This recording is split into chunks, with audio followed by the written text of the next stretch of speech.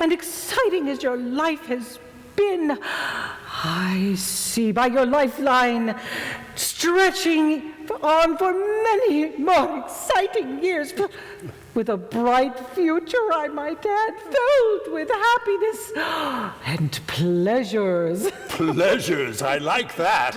What kind of pleasures? Oh, I see something shiny, something glimmering in the sunlight, like a silver beam, or something metal. Oh, indicating strength and power. Oh, you must mean my Gwendolyn. Oh, yes, your Gwendolyn, strong and powerful Gwendolyn. Yes, my defender of freedom, my shining saber. I've slashed many an enemy with that sterling weapon. Yes. No, not a sword. It's not silver, it's gold, pure gold, and round like a ring. A ring? You mean a wedding ring? Yes, that's it. I see a woman in your future. I see. Yes, I know you see. But what do you see? Oh, yes, I see something. Oh, no, I hear a sound. I don't see, I hear a sound. That was the doorbell. Well, don't interrupt. You're disrupting the flow. I'm coming.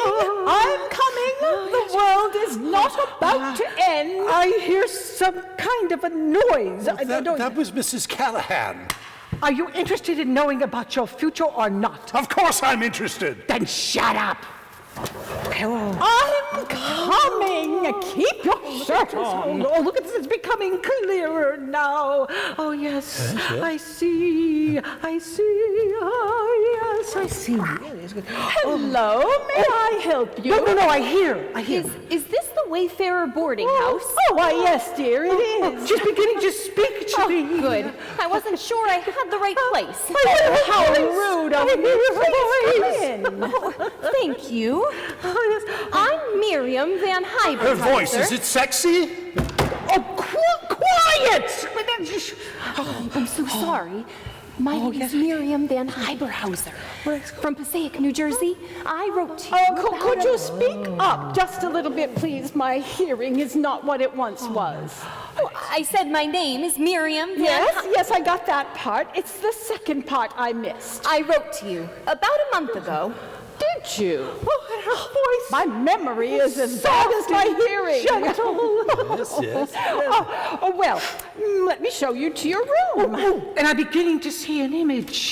If you'll excuse me, I must pay the taxi driver. I'll be but a few seconds. Yes. No, Don't stop there. Run. She's fading. Oh, she's gone. She's gone. Oh.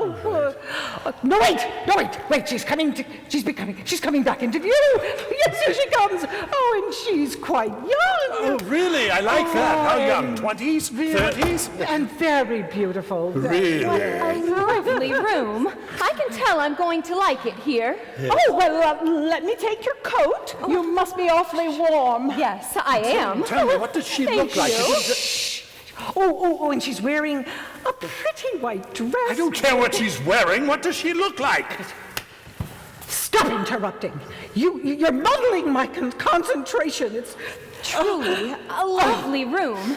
It speaks kindness. Oh, and she has silky brown hair and her eyes. I like silky hair. Not too stressful, I hope. Oh, no, it was fine. A bit tiring, but that's about all. And she has a slight giggle. Does she? What about her eyes? What are Why don't I show you to your room, and then I'll fix us some refreshments. Right this way, please. Mrs. Callahan, could you please... Hello! Keep your focus on me. This is not the time to be distracted. Are you all right? It's not the heat, I hope. Oh, no, I'm fine. I've been told that I'm a bit clumsy. My mother said I was told my mother accidentally dropped me on my head when I was a little girl. Oh, no, you don't believe that nonsense, do you? Heavens, no. No. Besides, my mother would never do such a thing. If anyone would, it would be my grandmother. My mother was covering up for my grandmother's drinking problem. Her hands would shake like a bowl of jello, and her fingers would go numb.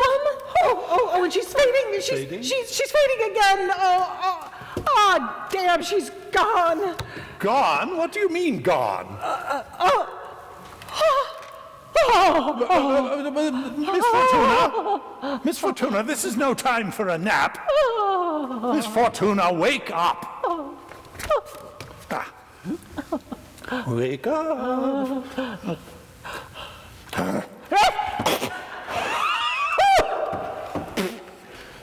I'm sorry.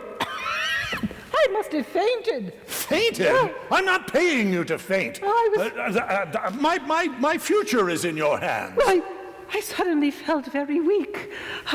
Like no oxygen was getting to my brain. I felt like I was drowning. It was only a glass of water. The powers were getting too strong. I was losing control. Powers? What powers? Why, yours, Colonel.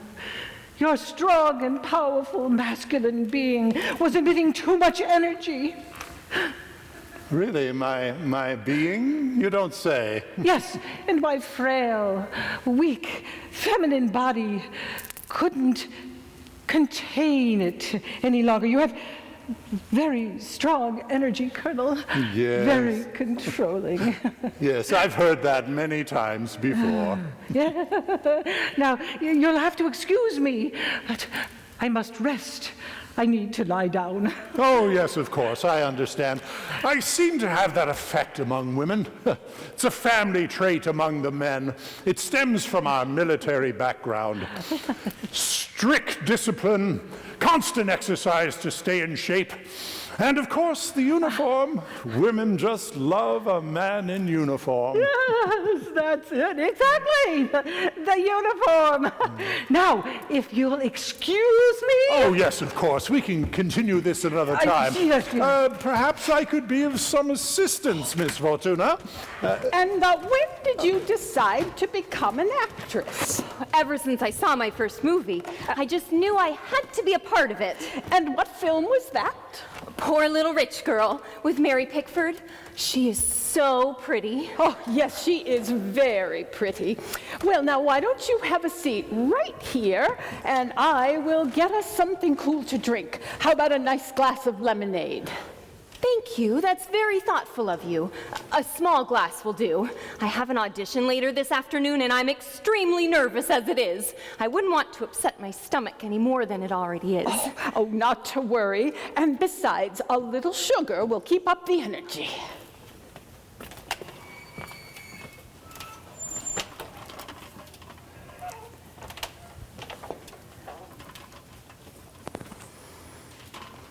Has Buster Keaton stayed here?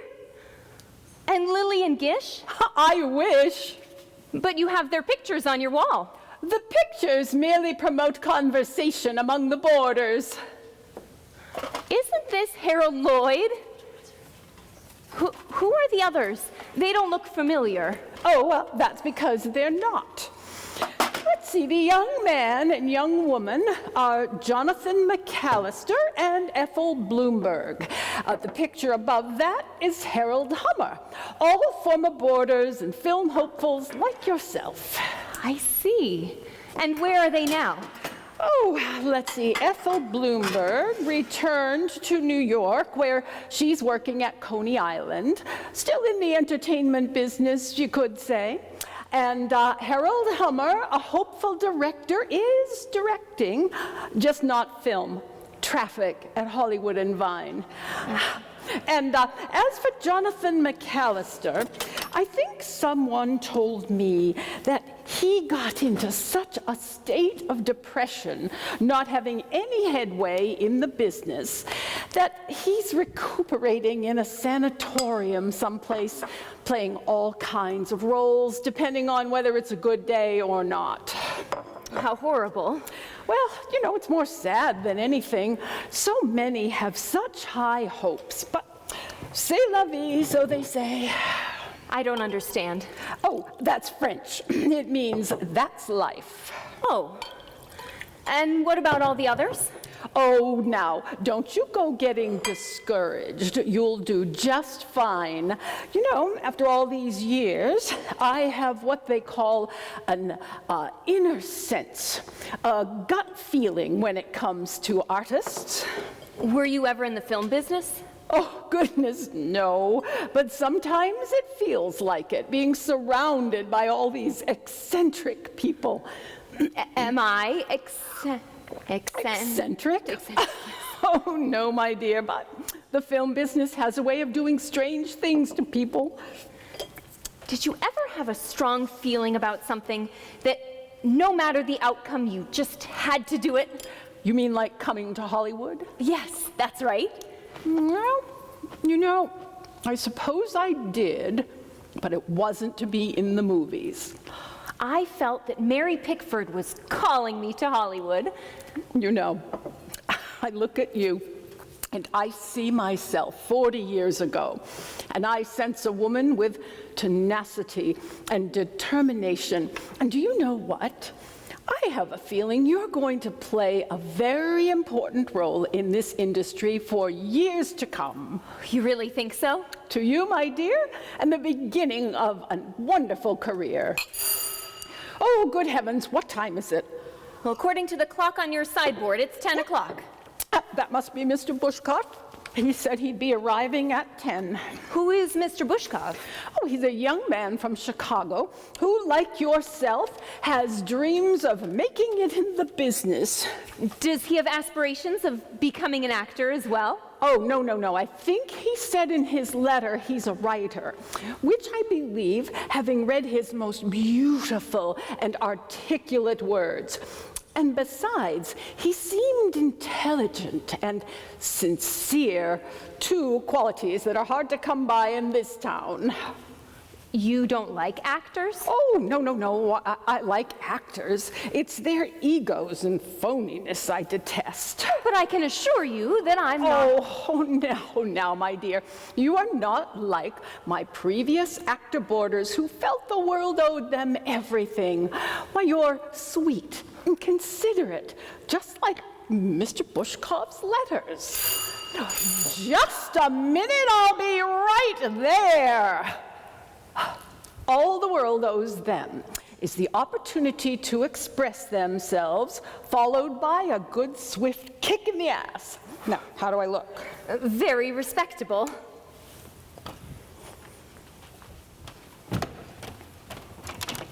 Yes? Mrs. Callahan? Yes? Albert Vladimir Bushkoff. Oh, Mr. Bushkoff, I was expecting you. You got my letter then? Oh, yes, but do you know, seeing your name, I was expecting you to have an accent. I should not have assumed. Oh, that's perfectly understandable. I get that all the time. Well, won't you come in? Thank you.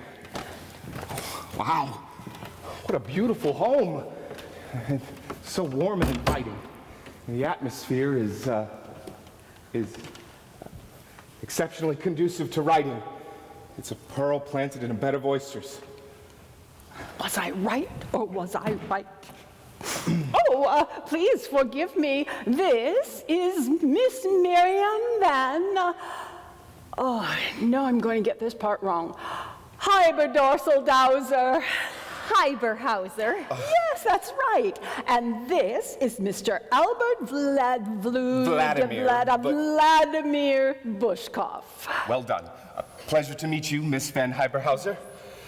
Well, now that we've been introduced, would you care to join us for some refreshments? Oh, I'd love to, but may I first see my room? I'd like to freshen up, if you don't mind. Oh, of course. Please excuse us, Miss Hiberhauser.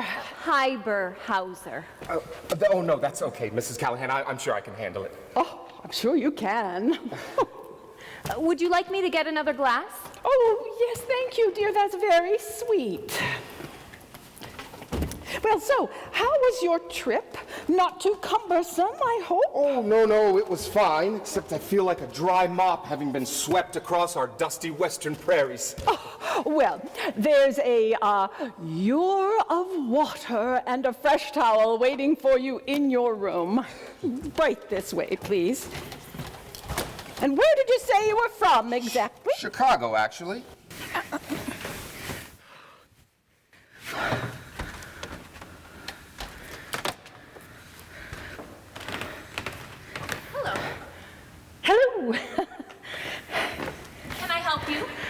I was looking for Mrs. Callahan. She just this very moment went upstairs with another boarder. And Colonel Bernhardt. I don't think I know him. Some people have all the luck. Listen, can I offer you a little womanly advice? I guess so. Well, the Colonel likes the women.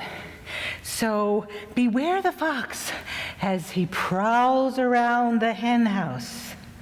I'm not sure I understand, but if I see him, I'll give him the message. Hollywood, we have a winner. Never mind, there's no need. Okay, but I don't mind. No, please. Forget I said anything. So, you're our new boarder. Yes, I just arrived a short while ago. Yes, I know. You too? Well, I'm clairvoyant. Well, it's a pleasure to meet you, Miss Voyant. No, you misunderstood. Yes, that's right. It's a pleasure to meet you, Miss Van Hiberhauser. Miriam Van Hiberhauser. I'm an actress. Oh, an actress. How nice. Well, I'm a fortune teller, although that's only when I'm not doing makeup on films. Really? Yeah. Do you think you could tell me my future? Anything is possible. How exciting to be able to predict the future and see into one's mind. I've heard of people like you. Well, based on first impressions, I would say yours is like an empty book, blank. Oh my gosh, people who know me have said the same thing. You're amazing. Yes, I know. Oh, I have an audition later this afternoon, and, well, I am a little nervous. It would be nice to know how it will go. Well, I would say keep a clear head, which you do already, and then I would say keeping in mind your goals and aspirations to kind of explore where you're going with this, and to be honest with you. Pack up your troubles in your old kit bag and smile. But you'll have to excuse me because I suddenly realized that I have a really important appointment with Rudolph Valentino. Valentino?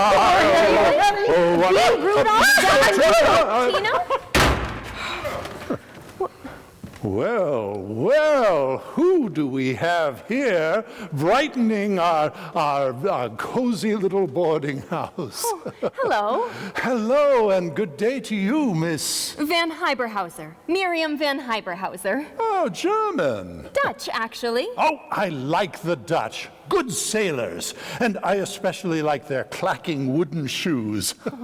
Colonel Bradford Bernhardt IV, 3rd Army Division, at your service.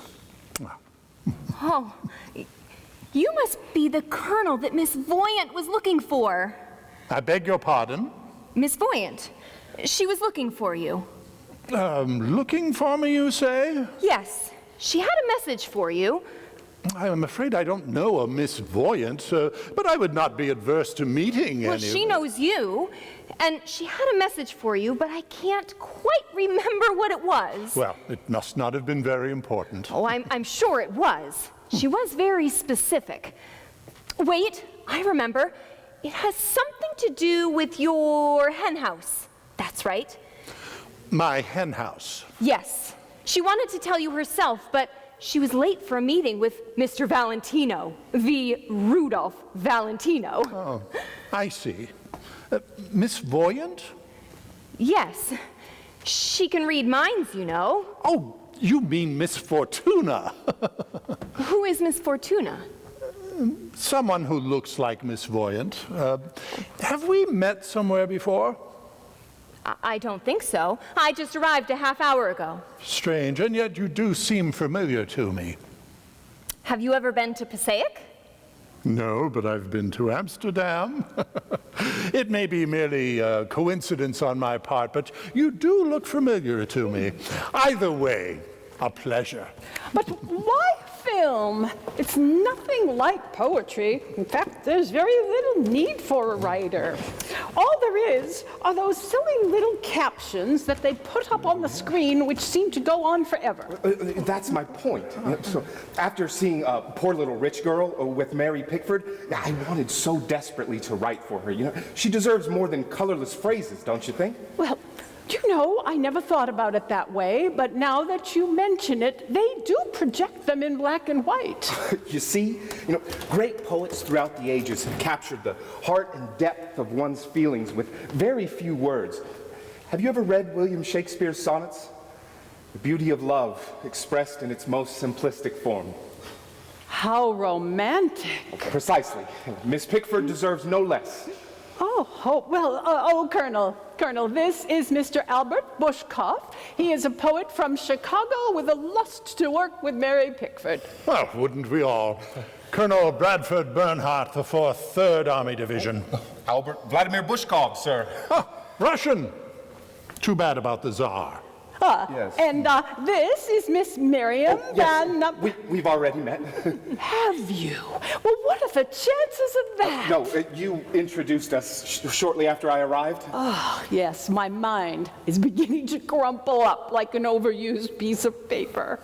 An extremely colorful metaphor, Mrs. Callahan. You see, you're thinking just like a poet. It's a pleasure to meet you again, Miss Van Hiberhauser. Yes, that's right. You have a very good memory, Mr. Bushkov, but you can call me Bertie. Oh, you can call me Miriam. And you can call me Colonel. And you can call me Busy. So now that we've all introduced ourselves again, I shall repair to the kitchen and prepare us some lunch.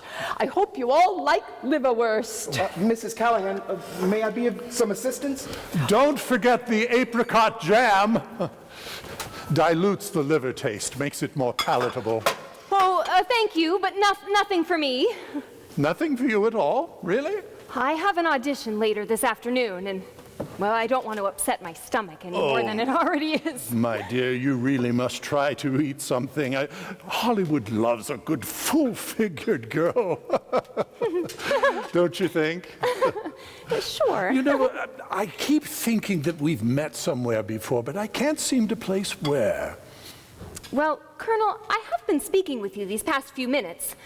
Maybe I just sound familiar. That's true. Your voice does sound familiar. How silly of me.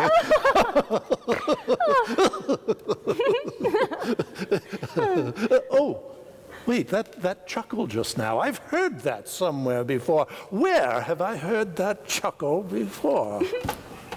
Here we are. Bon appetit. Oh, thank you.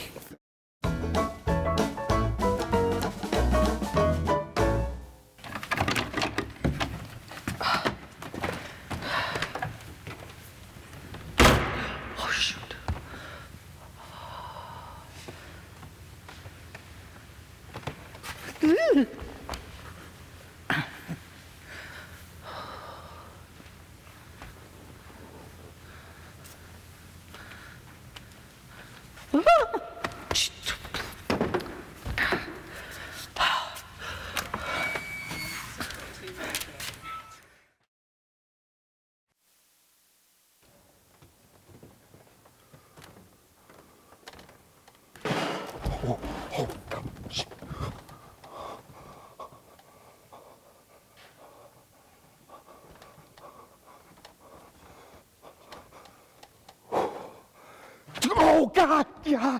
I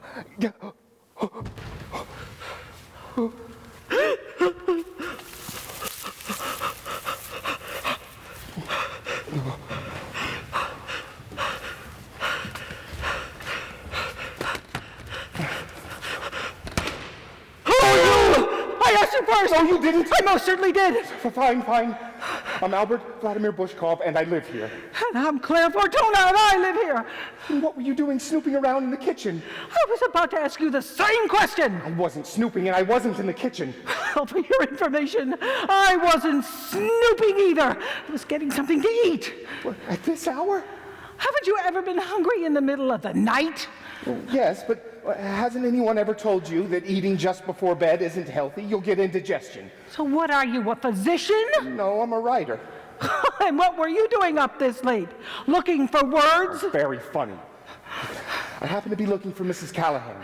Seemed to be having some trouble with my electric lamp. I was in the middle of my writing. My light began to flicker, and then it went off, and it stayed off. And I would like it to be fixed. At this hour? Did it ever occur to you that it might be the bulb, or is your brain flickering too? Are you always this contentious when you first meet someone? Or is it just your nature to be rude? I apologize. That was a bit over the top. Apology accepted. It's just, when I can't sleep, I get testy. When I get testy, I get hungry. What were you doing outside? Well, I couldn't sleep, and I thought, how did you know I was outside? Your banging of the front door, for a starter. Oh, sorry. I had a terrible nightmare. The colonel asked me to marry him. Why is that so terrible? Because he is a self-centered, womanizing, psychologically warped military man who gets sexually aroused when I rub his disgusting, slimy palm. I'd rather clean fish. Then stop rubbing his hand? If only it were that easy. Kind of comes with the job. Seem to be missing something. I'm a fortune teller. I read palms. Oh, well, to put your mind at ease, he retired about an hour ago.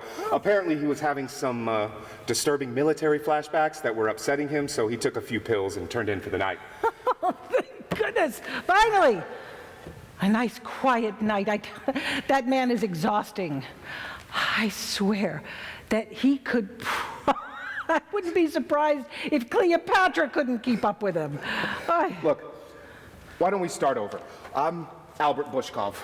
Oh, well, I'm Claire Fortuna, depending upon who you talk to. How long have you lived here? Oh, going on 4 years now. Oh, well, you must be satisfied with the accommodations despite the colonel's unwelcome pursuits. Well, it's more like the price is right. Oh, and the rest of the boarders? Well, aside from yourself and the colonel and what's her name, there are none. Previous to your coming, it was like they kind of bordered on mildly interesting to natural-born morons. And on that scale, where do I fall? Based on our previous introduction, I'd say somewhere between interesting and... You can stop right there. I get the picture. So, what's it like being a fortune teller? Hence your surname, Fortuna? Well, at times it is exhausting.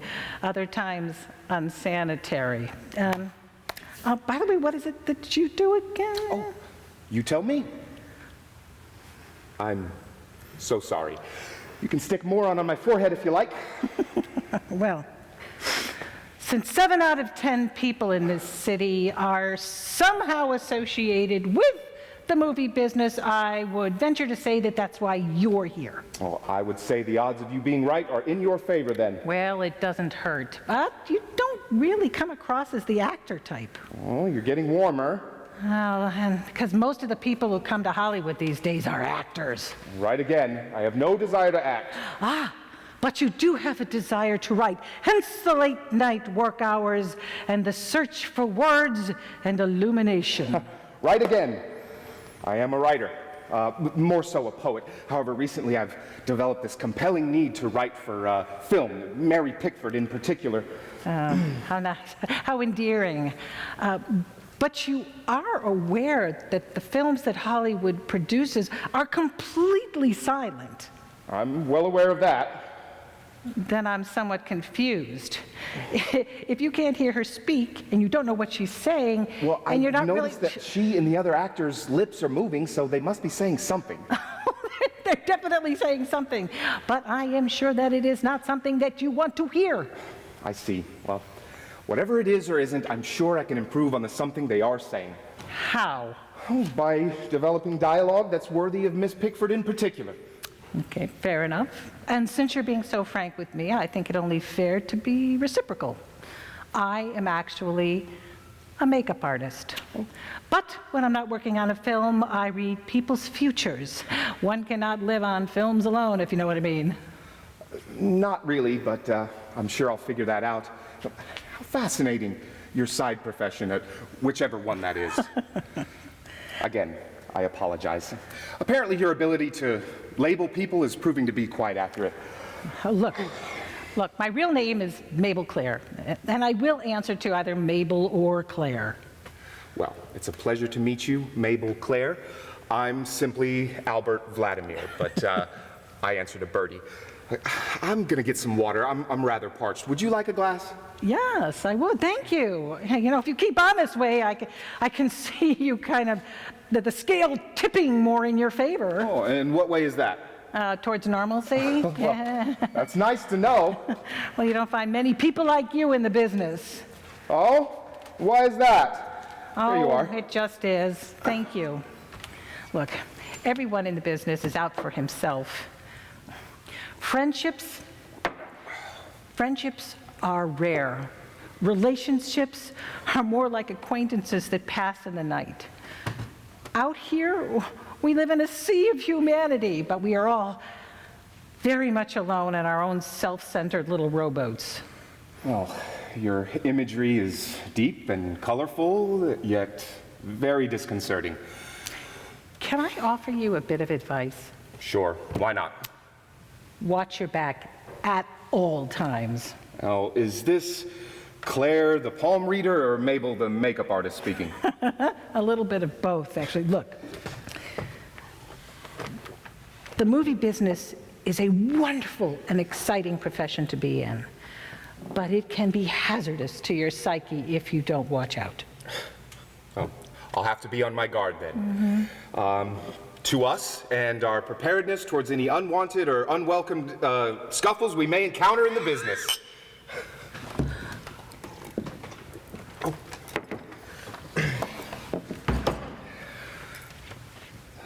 Oh, Miss Voyant, Mr. Bushkov. Miss Voyant? How many names? Just go with it. I hope I'm not interrupting anything. Oh, no. We're just chatting about flickering lamps and late-night dinners and the absence of sound. Would you like to join us? Oh, thank you, but I am rather tired. I think I'll go to my room. Why don't I make you a cup of coffee or a cup of tea then? No, thank you. How about some ice water? Come to think of it, that would be nice. Good. Why don't you have a seat and you and Claire can chat while I get you some ice water. Thank you. My feet could use a rest. I have been on them all day. And all evening by the looks of it. Well, you're lucky it wasn't on your back. Many new actresses find themselves on their backs a lot when they first arrive. Why is that? Oh, we'll tackle that issue some other time. By the way, how was the audition?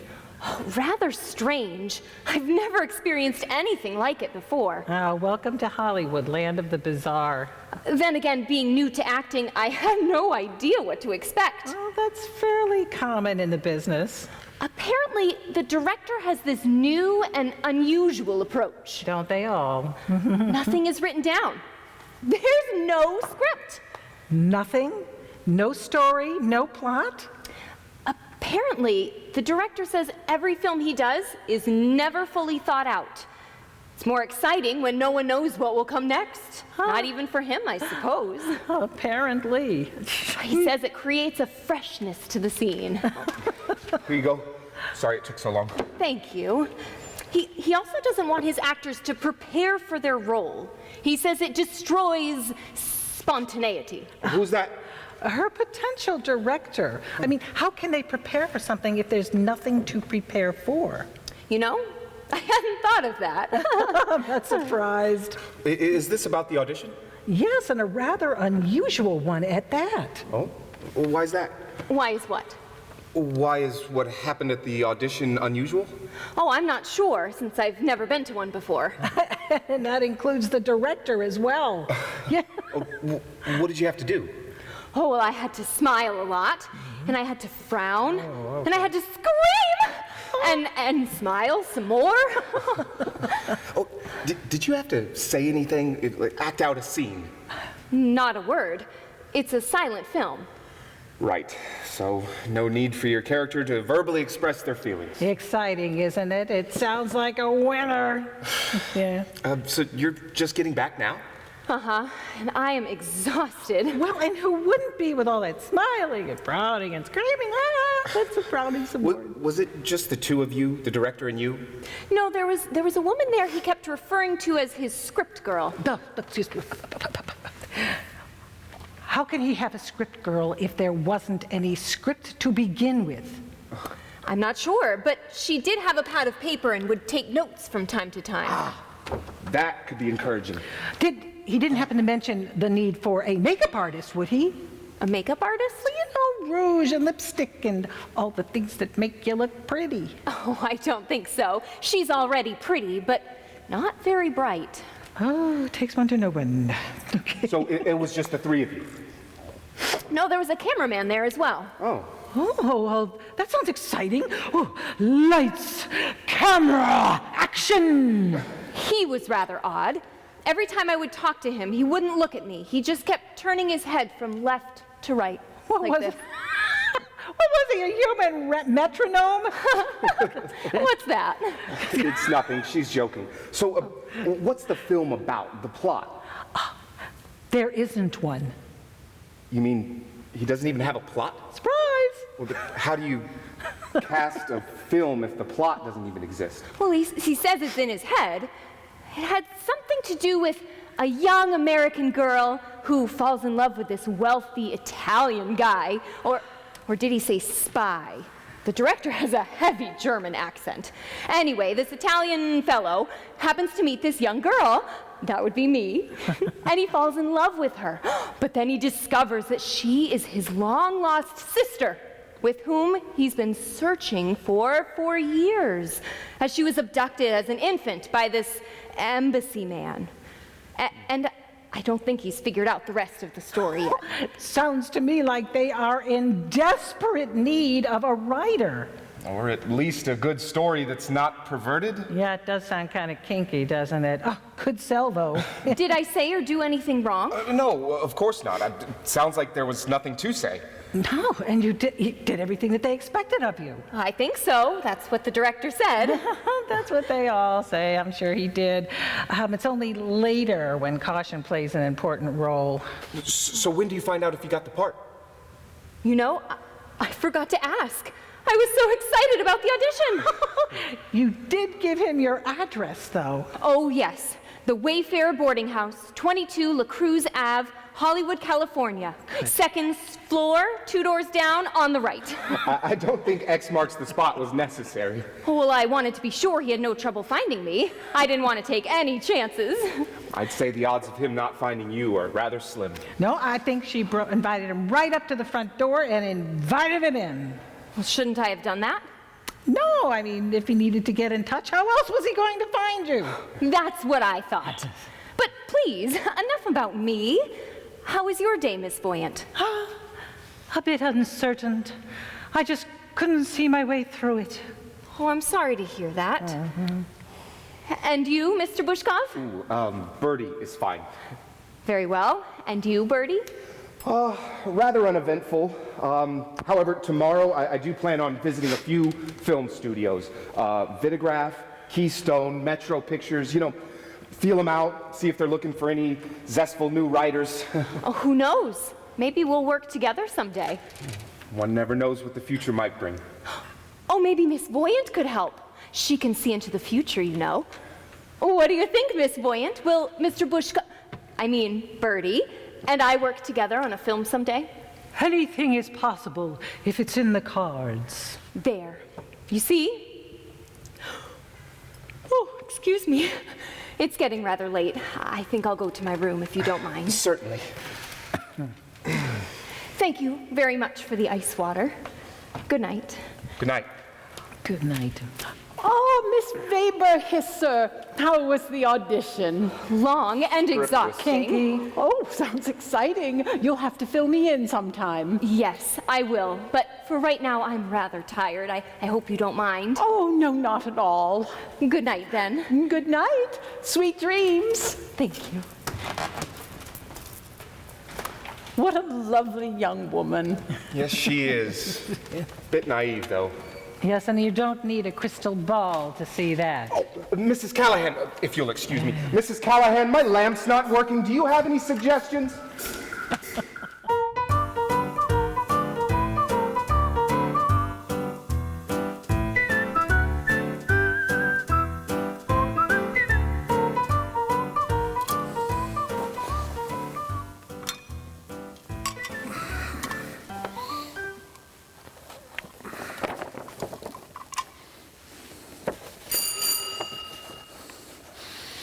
Mrs. Callahan, there's someone at the door.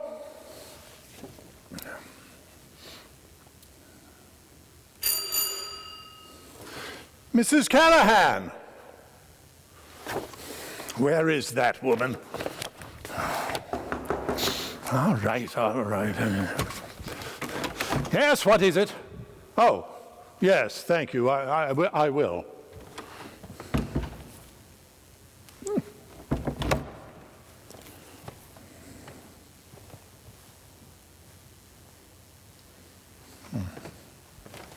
Oh.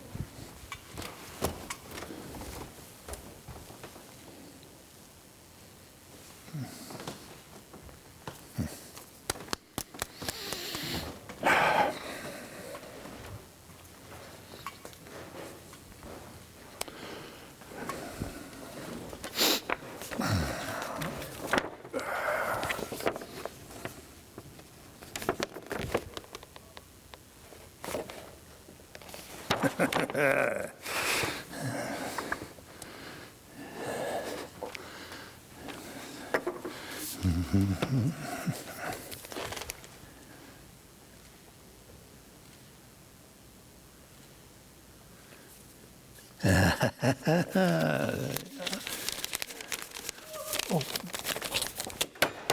Damn flies! Oh, Colonel, how are you this morning? Ah, splendid, my dear. And you? Tired. I didn't sleep a wink last night. Oh, and why is that? Oh, all I could think about was the audition. I'm so nervous and excited at the same time. I know just what you mean. I had the same problem the night before my first battle. So, what did you do? Well, I took out my flask and had a good nip for myself. Then I rolled over and went to sleep. The next day, I grabbed my saber and faced the enemy with vengeance. It was the day of my life, and I wasn't about to let it pass me by. Well, that's why I came to Hollywood, to fulfill my dream of becoming a movie star. And so you will, so you will. So how did it go? What? Your audition? Oh, I don't know, but I think they liked me. Well, who wouldn't? A pretty thing like you, with beautiful silky hair and that lovely smile. Mary Pickford better be on her guard, because her competition has just arrived. Oh, Colonel, you are such a charmer. Yes, I've heard that many times before. Somehow I feel like we have met somewhere before, but I can't seem to recall how or why. I don't know. You don't look familiar at all. Do you mind if I join you? Now or later?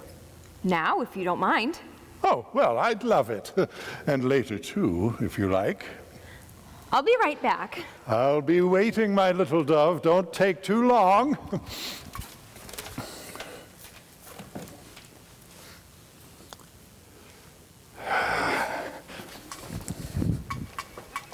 Sorry to keep you waiting. Oh, absence makes the heart grow fonder. That's all? Aren't you hungry? Oh, I can't eat a thing. I'm too nervous. Now I've told you there's nothing to be nervous about. You're a shoo-in for the part.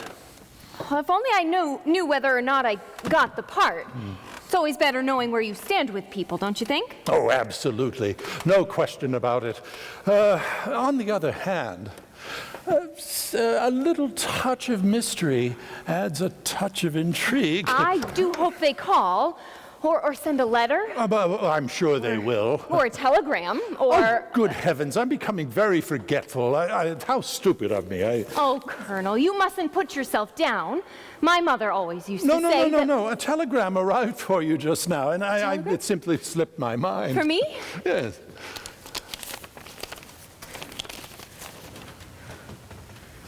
I got it. I got the part. They liked me. There, didn't I tell you you would? You did. Yes, you did.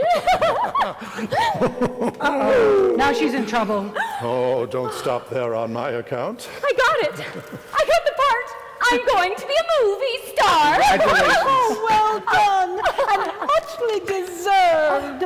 I'm convinced that we've met somewhere before, as if all of this was foreshadowed, but I can't seem to put my finger on it. I fear my future and the Colonel's future are about to be realized. Wait, what's that? Oh, that's it. That silky hair, those eyes that soft, gentle voice, and that silly laugh. You're brilliant! The lion has met his prey. What? The vulture has landed. Somehow I feel, oh, sweet mystery of life, at last I found thee. Oh, sweet mystery.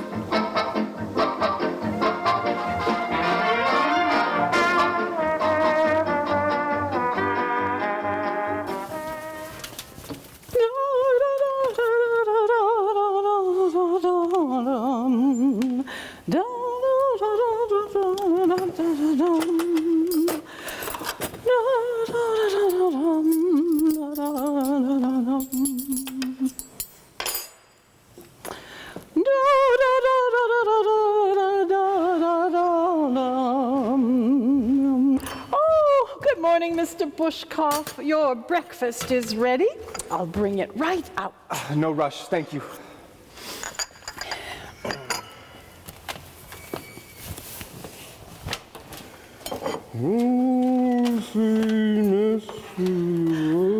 Did you sleep well? Yes, I did, thank you. Well, that was quite the rainstorm we had last night. We don't usually get a downpour. I didn't hear a thing, I was out cold. Well, enjoy. Mrs. Callahan? Oh, yes? Is there something wrong? No, of course is it not. the eggs? Are they too gooey? No, they're fine. Is it the bacon then? Oh, I forgot the toast. It has I'm so nothing to do with the breakfast. It's just, look, I've been here for 2 weeks now, and you continue to call me Mr. Bushkov, and... Oh, I'm just a creature of habit, Mr. Bushkoff. I think that it's time you break it. I insist you call me Bertie. Well, if you insist. I do. Very well. From now on, I shall address you as Bertie. Thank you very much. And I insist you call me Florence. Oh, I couldn't. Oh, but why not? It's only fair. You deserve the respect that's entitled you, Mrs. Callahan. Oh, well, if you insist. I do. Oh, this looks heavenly. I can see why the Colonel's been here so long, having been catered to like a king. A king? Huh. Sometimes I think he thinks he's a god, especially to women. Well, if he's a god, then you're a goddess, and one I worship and adore.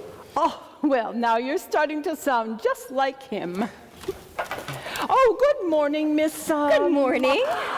Have a nice day. Well, wait, aren't you going to have any breakfast? Oh, I'm sorry, but I'm late as it is. We're shooting a very big scene today, and I don't want to be late. What scene is that? I don't know. The director hasn't thought it out yet, but he said it was big. Well, no matter what the scene, you won't film many of them if you don't take care of your health. How about some juice and a piece of toast? She's right. I mean, you haven't eaten much since you got the role, and besides, she's also looking out for your health. All right, if you insist, but nothing else. I'll eat later. Oh, thank you. How's your writing going, Bertie? And any luck with the film studios? Not yet. And I admit, it's getting a little depressing. All this rejection I've been to every film studio, and everyone wants someone with film experience, specifically not as a writer. I mean, how do you get film experience if no one in the business wants to give you a break? Hey, do you think that you could talk to your director, Herr Dusseldorf? I'm bored just sitting around here, and look, if things don't change, then I don't have a reason to stay. Oh, you mustn't think such a thing. You have to keep a positive mind about your future. You should talk with Miss Voyant. She told me I was going to be a successful actress, and look what's happened. And furthermore, if you go, well, I'll miss you. Here we are, my dear. Thank you. Oh, did I interrupt something? No, I was just asking Miriam if she thought her director could use a writer for his film. A writer? What that man needs is a brain instead of that perverted mass of paper mache between those two holes in his head he calls his ears. No, Mrs. Callahan, that's rather harsh, wouldn't you say? Well, any man who thinks of writing a film about a love affair between a brother and a sister ought to be ashamed of himself. But the characters don't know that. Well, of course they don't, but he does, or hasn't he thought that far ahead? If you don't mind, Miriam, I'd appreciate it if you'd ask. Of course. I better go. Oh, but wait, you've just had one bite and one sip. Now, I don't call that I'm breakfast. sorry, I'm too nervous. I'll see you tonight. Oh, and I'd still talk with Miss Voyant. She's very good, you know. Oh, leaving so early? But who will bring sunshine to my breakfast table? You're so sweet. But I'm late for a very important shoot today. Mr. Bushkov just sat down. You could dine with him. Oh, but it won't be the same. What a charming man you are. I'm sorry, you'll have to forgive me, but I must go. Goodbye. Charming's not the word for it. Oversexed is more like it. Toodaloo. You know, that child needs to get out more. Lovely little thing. Well, if she's not careful, this town will swallow her up and spit her out like a bad grape. One needs a plan of strategy. Perhaps I could assist the poor girl. She'll be fine. Experience is the best form of education. Not in this town, it isn't. They're like polar bears out there. No matter how cute and cuddly their young are, they'll eat them if need be. It's their instinct. Trust me, film people can be very sweet to your face, but it's all a front, I know. In the army, we are told to always be aware of your right and left flank. The enemy can attack on all sides. I won't let them do that to her. That's a gentleman's promise. Oh, yes, the gentleman's promise. Be gentlemanly and be the gentleman. Well, then you better follow her every minute of every day, because that's what it's going to take. I'm sorry. Good morning, Mr. Bushkov. Forgive me. Good morning, Colonel. Your usual, Colonel? The usual, Mrs. Callahan. So, what is it with you and cornflakes? What is it with you and Miss Hiberhauser? Beg your pardon? I've seen you two. It's become quite obvious. What has? Don't play games with me, Bertrand. It's Albert. You are talking with a man of strategy and a champion of wooing. Oh, is that so? I wasn't aware. Yes, and it appears that a challenge has been made. The gauntlet has been thrown. What gauntlet? What challenge? Miss Miriam Van Hiberhauser! Your breakfast of champions, Colonel. Ah, you see? Even Mrs. Callahan recognizes my wooing abilities. I see that now. How could you have been so blind?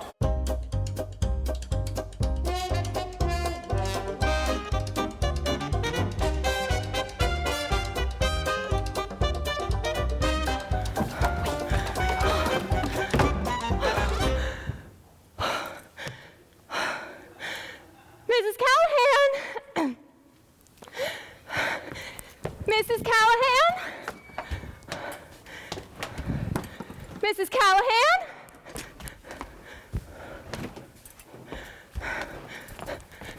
Mrs. Callahan? Is it Pickford, are you all right? I ran all the way. Why? Was someone chasing you? Oh, no, nothing like that. Well, then what happened?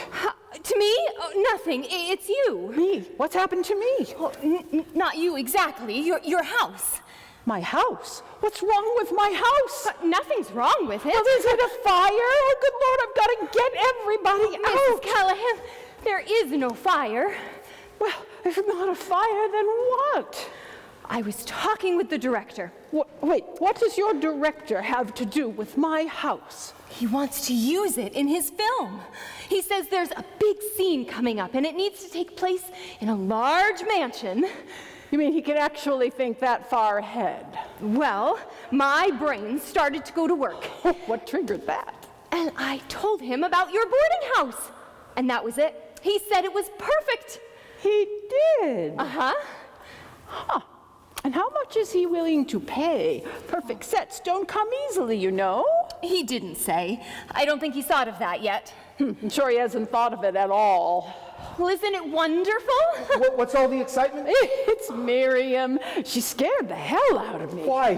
What happened? You look terrible. Who did this to you? Nobody did anything to her. She was about to say something about my house. What about the house? Well, I have some really big news. What happened? So, Noise down here. It sounds like a war going on.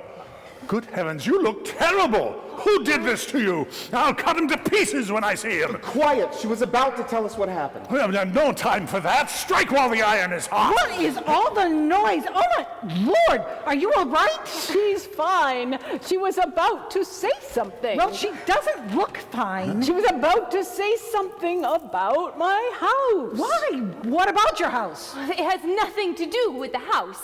Well, matter of fact, it's perfect. While we were filming this scene, Otto... Who? Otto Deutschmann, the director of this film. Aha! That swine! Did he do this to you? Is that his name? Huh, I always thought it was hair director. No matter what his name is, I'll cut him to pieces. Stop interrupting! Thank you.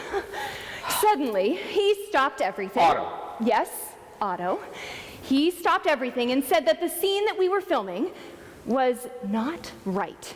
The acting was right, but not the location. He said that in order for the scene to work, it needed to take place in a large house, like some mansion, you know, like one of those celebrity homes in Beverly Hills. And, well, not his apartment. His apartment? You've been filming in his apartment? Well, not the whole thing, just this last scene. Anyway, he said it was too late to ask Charlie Chaplin if we could use his house. Well, my brain got to work. Uh-oh. And I told him about Mrs. Callahan's. So the house is what triggered it. So that's it. The house. Nothing else. Did you say anything about needing a writer? And have you agreed? Well, this is the first I've heard of it. And? Then what? Do you agree? Well, no, not yet. Well, he'd like to start filming tomorrow. Tomorrow? And he wants to film here? What a nerve! Well, he says he's got a deadline and needs to finish the film soon. Well, then, I told him I wouldn't think you'd mind. That's all right, isn't it? I didn't overstep my bounds. well, and what time tomorrow is this supposed to happen? The crew will be here at 7 sharp. In the morning? Well, then reveille is at 600 hours. Why? Is that too early? They need time to set up the scene. But it's such a mess. Oh, are you sure he didn't say anything about needing a makeup artist? Because I have a fully stocked kit up in my room. You won't regret this, Mrs. Callahan, I promise. You're not just going to go along with all this. Where are you going? You're not going back to bed, I hope. No, I'm going to get my house dress and apron. I have a lot of cleaning to do before our guests arrive. Guests. More like intruders. Cockroaches. I wouldn't be looking a gift horse in the mouth. And who knows what the future might bring? Do you know, Mr. Bushkoff, I have regretted a number of things in my life, but at this moment, owning a boarding house is the worst of them. I can't believe you're just going to let them come in here and take over your home. Thank you so much, Mrs. Callahan. Good night, everyone, and sweet dreams.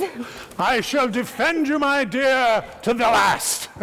Oh, and Bertie, I spoke with Otto about your interest in writing for the script.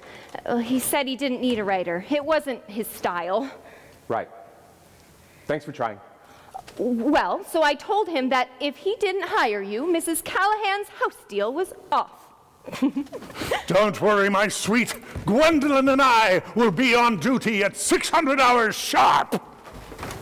Mrs. Callahan, I'm not that bad at doing dishes. I even like dusting.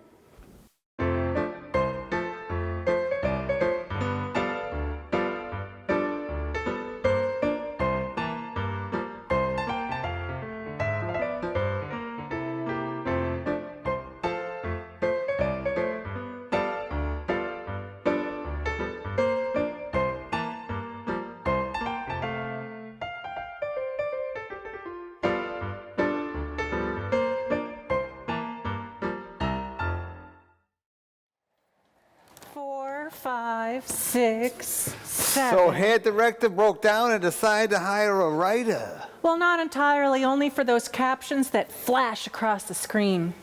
Oh, darn, I lost count. I hate those things. They flash by so fast, I can't read them. Fast, slow, what does it matter? You can barely see 3 feet in front of you. Doesn't mean I can't hate them. Stop talking. This is the second time you've messed me up. 1, 2, 3. Why are you counting them anyway? Because Otto asked me. 5, 6, 7, 8, 9. There. Did you remember the flag? Don't worry. I got everything under control. You are Hey! such a worrier. Be careful, we're only borrowing the place. Where's the pole? What am I supposed to do with a flag with no pole? Did you forget the pole? No, that was your responsibility. Mine? Yes. My eyesight may be limited by memories functioning properly. Well, it's not in my notes.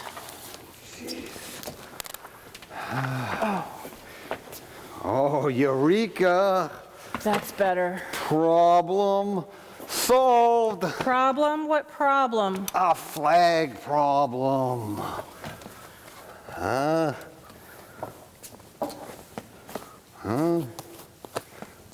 There we go. This was not here a minute ago. I'm sorry, I should have warned you. Yeah. Do you know what time it is? I can't find my watch. Do you happen to have a watch? I can't fit Big Ben in my pocket. Oh, here it is. Oh gosh, there's so many compartments in this thing. Oh, good heavens, Otto should have been here by now. I hope you don't mind, but I hate a dirty house. Oh, Mrs. Callahan, this house is so far from dirty. Yeah, it looks clean to me. Oh, well, thank you. You're both very kind. But I hear that the camera picks up things the naked eye can't. Oh, I wouldn't worry too much about that with Eddie behind the lens here. Oh, heavenly mercy, I've just started.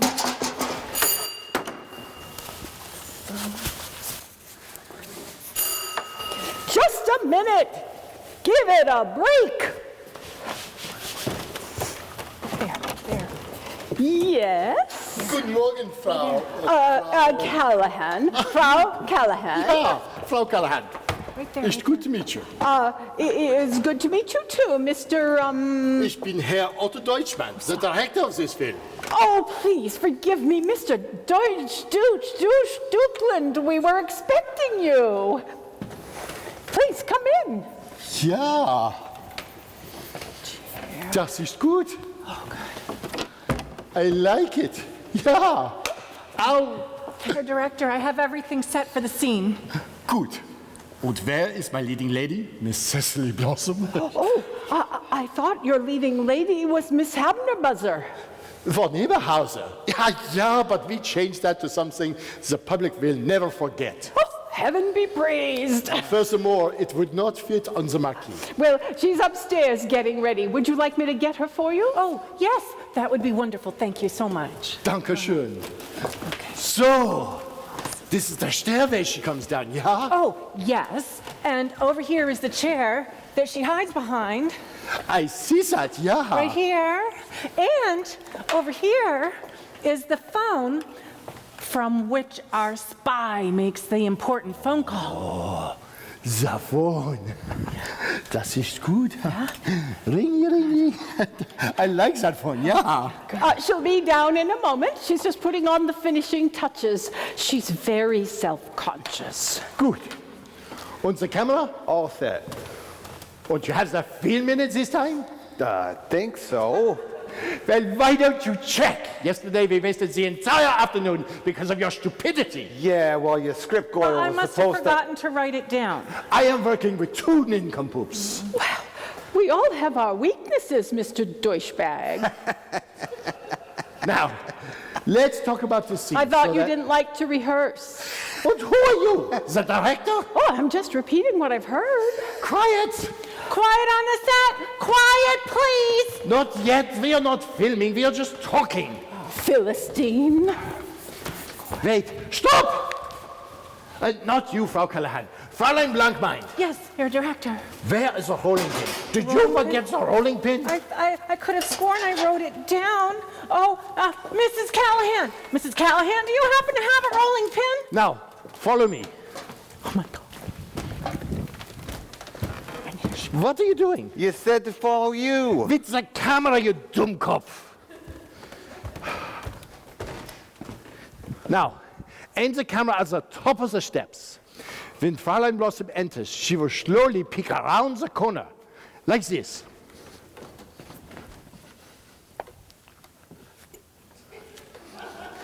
Then she will slowly tiptoe down the stairs, like this. You must keep the camera on her face, because she's frightened that someone will see her, yeah. Over here, over here, over here. Her face will be over here, you Dummkopf. Ah, there is Fräulein Blankmein. You sent her to the kitchen to get a rolling pin. Yeah, but not to make one. Fräulein Blankmein, Achtung. Jawohl, Herr Director. A spoon? What is she to do with a spoon? Serve him for dinner?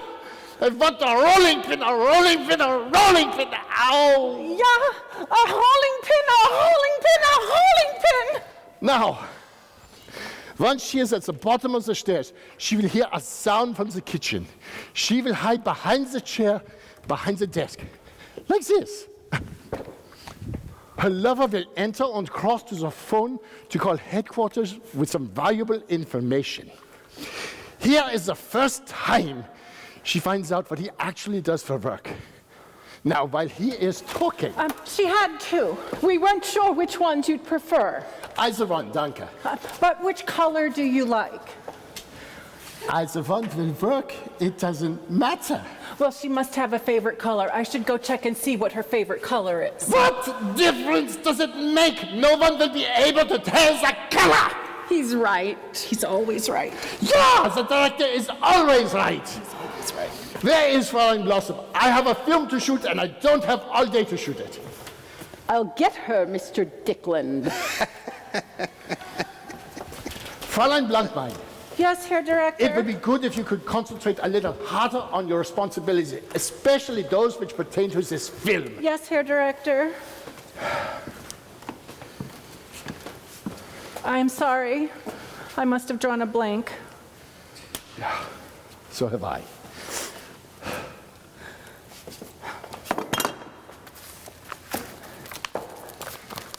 Now, Can I have her take notes or something? yeah. I need you to get your pencil and paper and take some notes. You First never time for give everything. me notes. You only give me orders. Then what have you been writing in your script? This pile of blank. Yeah!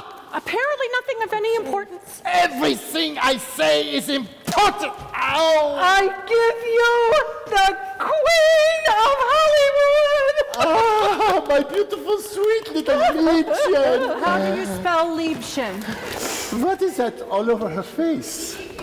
She looks like some sort of overdone fortune teller. I beg your pardon? Oh, I'm sorry I took so long. I was having trouble with my left eye. That's the better of the two. And having to rely on my right, Das ist fine, my dear. Only you will know. Yes, but I am afraid it might affect my acting, knowing that my left eye is not right. Well, I tried to help her, but she insisted upon doing it. That is true. I don't like people touching my eyes. I've always been that way. It all started when I was... We can talk about that later. Now we have a next scene to shoot. You will enter from the top of the stairs. Herr Director. Yeah. Herr Director, we cannot shoot this scene until Mr. Primadoni comes back. Comes back. Yes. What do you mean, comes back? I believe he's out to lunch. He's always out to lunch. But it's only 8 o'clock. Well, I've already made the sandwiches, and I got a fresh can of sardines just for him. All Italians like sardines. How very perceptive of you. He's actually from Sardinia. Oh, even better. I'm so sorry. Mr. Primadoni has a sensitive stomach, and he gets indigestion very easily. Oh, well, I wish someone had told me that. I'm not a mind reader, you know. Is someone in need of a mind reader? Who's that? Birdie, Forgive me. I hope I'm not intruding. Where have you been? Have you been out all night? are you all right? You look awful. Yes, and I know. I was out celebrating my first film job. Excuse me, everyone. But we have a film to shoot. Otto, you remember the writer I was telling you about? What writer? Would it help if I remind you? No writer, no deal. Oh, yeah, the writer. Yeah. Well, this is Mr. Bushkov. Birdie, this is Herr Otto Deutschmann, the director. A pleasure, sir. Yeah, I know. My friends call me Birdie, Yeah, that's good. Stand by, everyone. but I'm not interested in writing plot, just the dialogue. Why? There is no sound. All they do is move their lips. Therefore, the dialogue is irrelevant. Besides, we have those stupid captions. I know, and I'm the man to write them. Write what? Those captions, that's why you hired me? When did I do that? No writer, no deal, remember? But what can he do that I cannot? Quiet, everyone. I'm not saying you can't. It's just, it's not just what you say, but how you say it. I mean, trust me, words can be very powerful if used the right way. I mean, have you ever read Robert Browning, or William Shakespeare? Quiet! Miss Blossom, take your place, please. The sound of thunder may rumble the earth, but gentility of speech is 10 times its worth. Well, that was beautiful, Birdie. Ciao, I'm back. Did you miss me? Like a fart in a diving suit. Places. Lorenzo, Herr Director is getting ready to shoot that scene where you make that important telephone call. See, I remember. Hi, una bella boca. I beg your pardon. No, just take that as a compliment. Oh, thank you. Over there. Prego. By the way, who am I calling? Herr Director, who is Mr. Primadoni calling? An important government official with valuable information. Ah, benissimo. I like a suspense. Oh, goody, yeah. Places, everyone. Places, everyone. Eddie, ready the camera. Miss Blossom, please get prepared to make your entrance, if you will. Oh, and remember, we are not supposed to see you at first. You wait until Herr Director says, action, and that's when you make your appearance. Okay, everyone else, please stand aside and be quiet! Thank you. All set, Herr Director. Stand by. Excuse me, but where do I make my entrance? Or do I just appear? Disappear would be better. You enter from the kitchen. I like the kitchens, especially the kitchen in Ristorante D'Angelo. Here's a spaghetti, a pomodoro, and a pastiglia. Yeah, stand by, everyone. Stand by, please. Quiet. Quiet, please. Camera set. And action!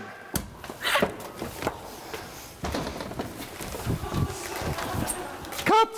Cut! Now what? Did I do something wrong? No, it was not you, my dear. It was Signor Primadonni. What do you mean of me? You said action, and I gave you action. You are supposed to make some noise in the kitchen, which won't Miss Blossom. There's someone else in the house, and she needs to hide. How was I supposed to know that? I don't have a script. Well, now you know. How will I know when she's hiding? Because I will say, Enter! Okay, I can do that.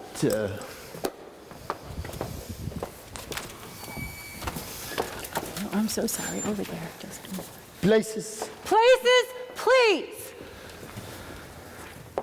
camera. Camera? What is it with the camera? Oh, right, set, boss. And action! Yeah, that's it. Now slowly come to the edge of the rail. Look about, yeah. Make sure no one sees you, yeah. So come down the stairs. Quietly. When you get to the bottom of the stairs, look out the window. Make sure no one sees you. Yeah, that's good. Now, tiptoe to the kitchen.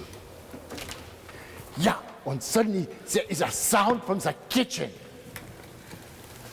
There is a sound from the kitchen. I need a sound from the kitchen! Mr. Primadonni! Now Cut! What are you doing in there, sleeping? you said not to come out until you say enter. Yeah, but I need a sound from the kitchen which warns Miss Blossom that she needs to hide. Fräulein Blankmind. Yes, Herr Director, I'm sorry. I must have drawn a blank on that one. Primadonni, what are you doing? You're sweating like a swine. Madam Makeup. Madam Makeup! Yes, certainly. Primadonni needs some powder. Oh, certainly. And a hearing aid. I'm sorry, Herr Director. Is this director legitimate? Welcome to the art of filmmaking, where make-believe meets lunacy. Impastocosi! You're making me look like a piece of Italian pastry. Places! Places, please. Should I go back to the top of the stairs? No, my dear. We will take it from your tiptoe to the kitchen. Okay. Quiet, please. You're supposed to wait for me to say that. Oh, Quiet. Quiet! What an egotistical little man. Well, he's German. What did you expect? Quiet! Camera, set. Action! okay, Mr. Primadonni. Ooh, that was good. Nine, one is enough. Oh, mamma mia! Who was the imbecile? I'm sorry, I was Never just trying to mind help. that. Keep acting. Please a moment. Hello. Quiet. Whisper. You don't want anyone to hear you. Who's going to hear me when there's no sound? Hello, operator. Get me Michelangelo at a due quattro. A what? Oh, no, I can't talk louder. The audience will hear me. Hello. Is this a sunflower? This is a potted plant. Everything is set for tonight's pickup. All right. The airstrip at midnight. Arrivederci. Good. Now exit up the stairs. Faster! Now, Miss Cecily, come out and look around. Yeah. Make sure no one sees you. Good. Now you know he's a spy. And you need to tell someone. But who? Herr Director, who are you referring to? I haven't gotten that far yet. Oh. Cut! Cut! I need to think for a moment. What was wrong with that? Oh, nothing, Mr. Primadoni. It wasn't you. Just a Quiet. song at twilight when the lights are low. Oh, is somebody having a party? I beg your pardon. Who is this man and what is he doing here? Who is this man and what is he doing here? Mr. Dutchman, this is Colonel Bernhardt. He happens to live here. That's it! What is it? The colonel here. He will be our hero. Can you act? He's very good if you rub his hand. Herr Director, he is in no condition. We'll work around that. Eddie, set the camera on Fräulein Blossom. When she comes in from behind the desk and the colonel makes his entrance, we will turn the camera on him. Can somebody tell me what's going on? They're filming a movie. We told you about it last night. You did? Yes, we did, but you're obviously in no condition to remember anything. Now, Colonel, when Fräulein Blossom enters... Fräulein Blossom? Who is Fräulein Blossom? The former Miss Van Hiberhauser. The former? What has happened to my little angel? No. Cecily Blossom is her new film name. Enough! I need quiet. Her film name, Blossom, and I am her little honeybee who is about to... No. Quiet! Quiet, please! Now, Colonel, when I say enter, you will come in just as you did just now, yeah? Just say ja. Yeah. Good. Then you will close the door and she will rush to you and give you a big hug. Yeah. Fräulein Blossom, the colonel here is going to play your hero, the ambassador of the embassy. When you enter from behind the chair, suddenly you see your rescuer. You rush to him and give him a big hug. Thinking Primadoni is a spy, you can now tell him everything that you have heard. Then what do I do? Oh, don't you worry, my dear. I have a plan. May I make a suggestion?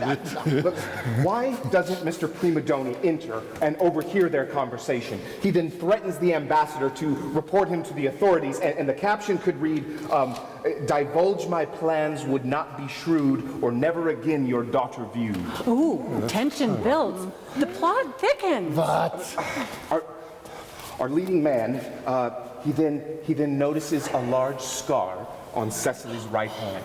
It is identical to the one she received having been bitten by the family dog as a little girl. Recognizing the scar, our hero reveals to them both that he's not a spy, but her brother, who's been searching for her for years.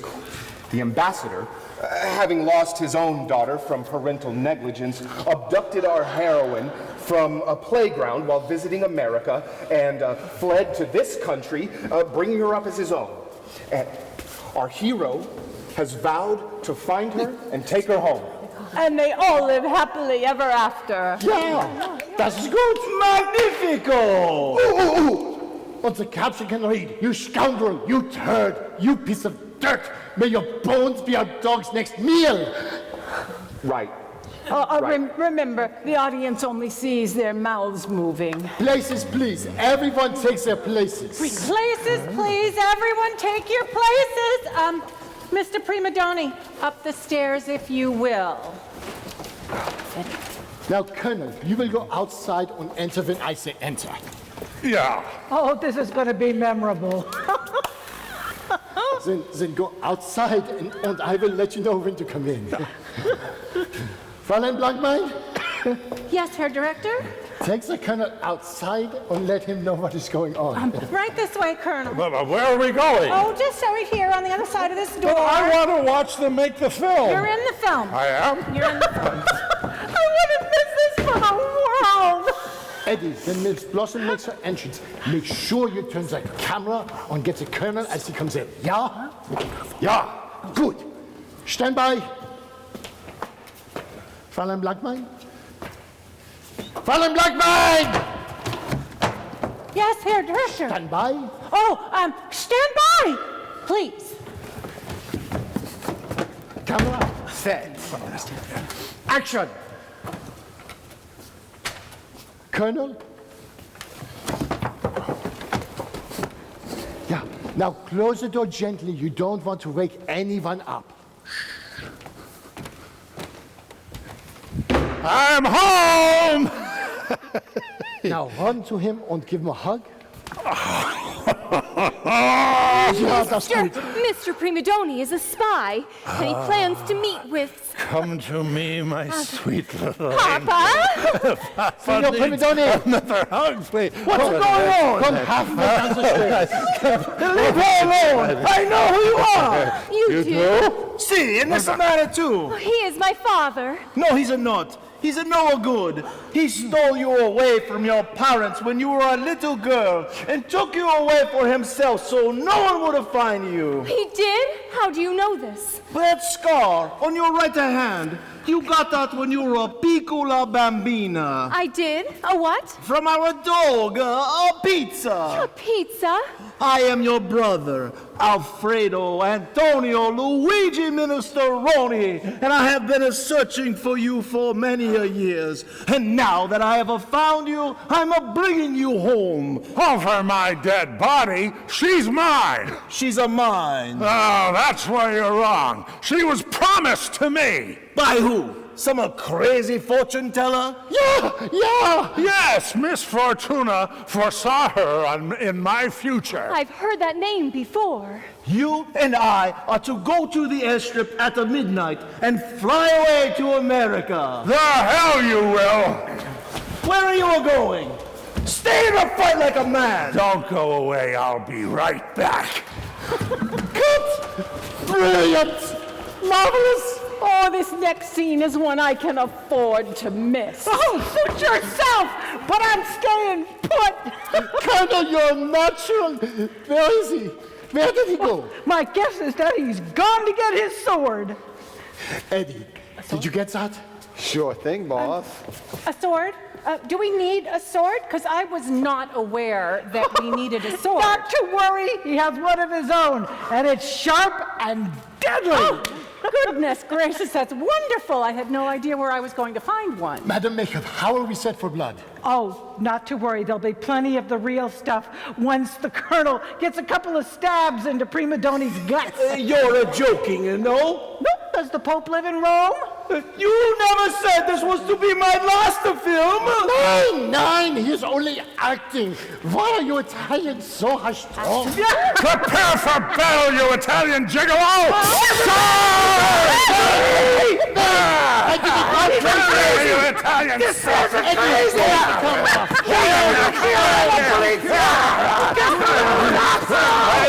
a minute! Come back here! Hey! Wunderbar! I like it!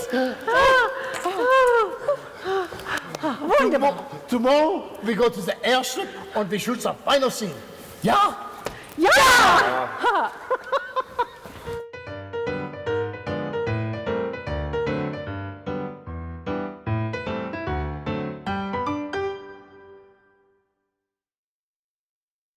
Every time it rains, it pours pennies from heaven.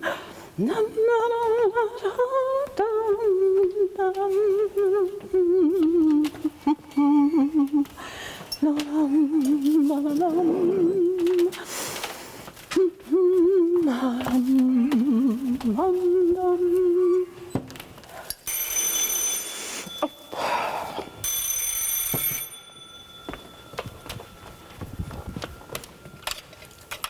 Hello? No, this is not Mingli Chinese laundry. Yes, well, welcome Bao Xian to you too. Oh, honestly.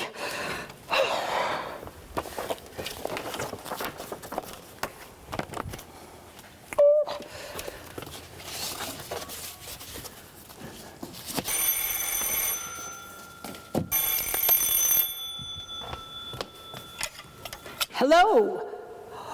Oh, Edith. Hi, Edith. Oh, I'm sorry. I thought it was a wrong number. How are you? Oh, yes, I'm fine. I am right in the middle of getting the house ready for a surprise party. It's for the cast and crew. You know, the ones who filmed their movie here last month. Yeah, that's right, The Intruders. Well, anyway, tonight is opening night, and, well, yes, of course I wanted to see the film, but there's so much to do, I'll catch it later. Well, no. What kind of a surprise party would it be if I asked them to help? No, I told them that I wasn't feeling well, and Edith, I'm fine. I needed an alibi to stay home and get things done. Yes, I know it's a lie. Well, anyway, Edith, hold on just a second. Don't go away, I'll be right back.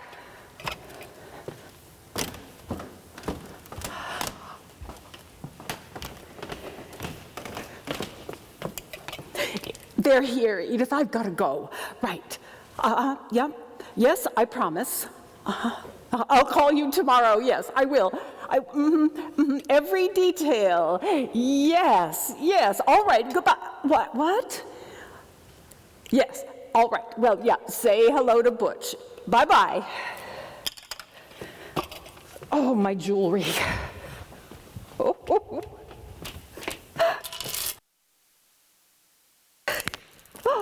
the drinks.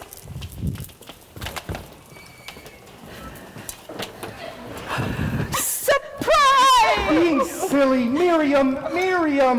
What's the matter? Why is she upset? She has somehow convinced herself that her acting career is at an end. What? Why? It's only been 2 months. It takes time. Everyone's a critic. If they can do better, why aren't they making films? I have never been so humiliated in all of my life. You have ruined my career. Career?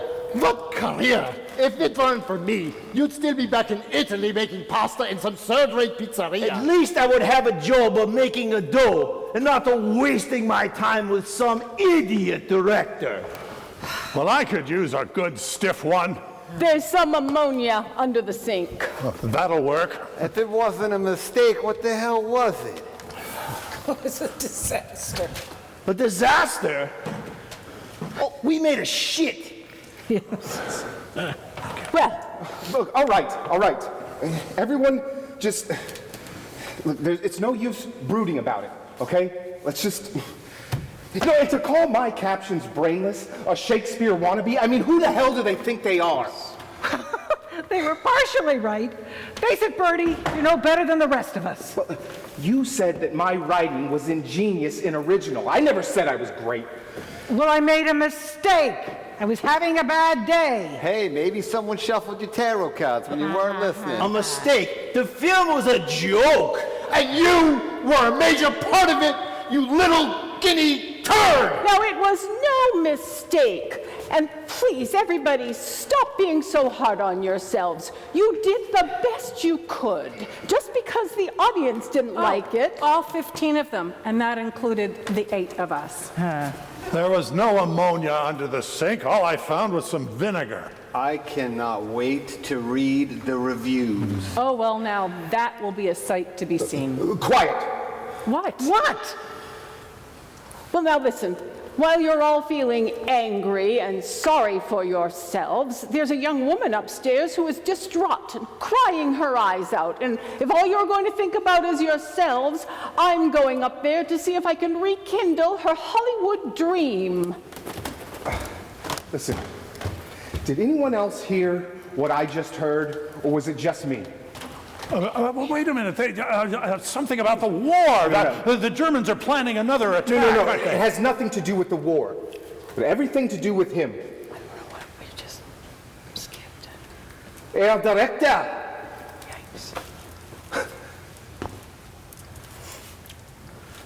Mr. Deutschmann, what happened to your domineering German accent? All of a sudden it seemed to disappear, like magic. Oh, I thought he sounded strange. Oh, I wasn't sure what I was supposed to be hearing. And I'm in the dark here. Yeah, you get used to it.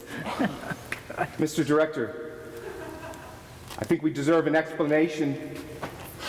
Maybe he's a double agent working for... it has nothing to do with the war. But listen, it's clear you all weren't listening. Listen, we deserve an explanation, Mr. All right. All right. My name is Oscar Dolman, and I'm Jewish! What? Okay. Well, you'll fit right in Hollywood. His faith has nothing to do with it. Still, he's a big fake. A grande falso. How could Do you? you mean that I have been taking orders from some German imposter this whole time? Austrian, actually. And I'm no more of an imposter than Mr. Donnaprimi here. That's Primadoni. Lorenzo Primadoni. In Italy, it's Giuseppe Donnaprimi, a dreadful and horrid third-rate actor. La Belladonna was a magnifico.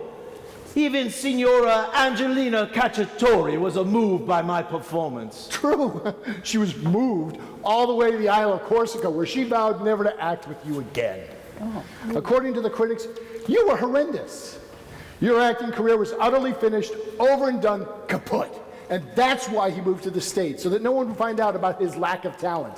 Hence the name change. Ha! Speaking of having no talent... Mr. Donnaprimi, or Primadoni, whatever. Mr. Dolman, can you prove this accusation?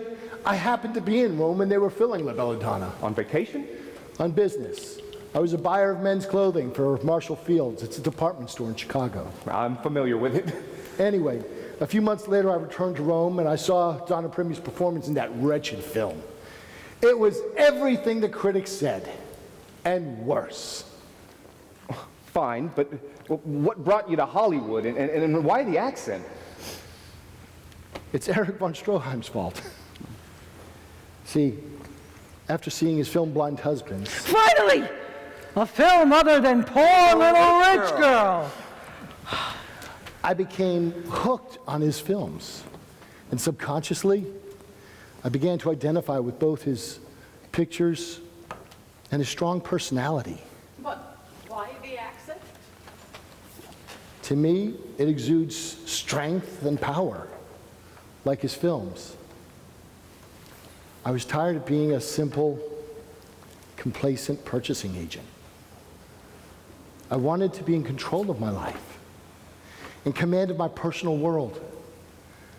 I felt I needed to make more of myself. I mean, having a German accent doesn't automatically give you power or a knack for making movies. And if you knew of Mr. Primadoni's lack of talent, why did you hire him in the first place? Being my first film, knowing no one in the business, I was desperate for an actor. Any actor. I didn't care where he came from as long as he could walk and breathe. What? You need a brain, not an actor.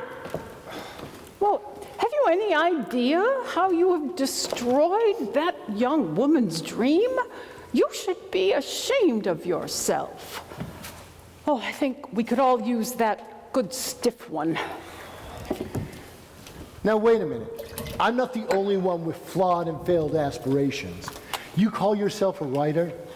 Please don't go. I fear the worst. You leave me now. My life is cursed. I call that rubbish. Mr. Primadoni.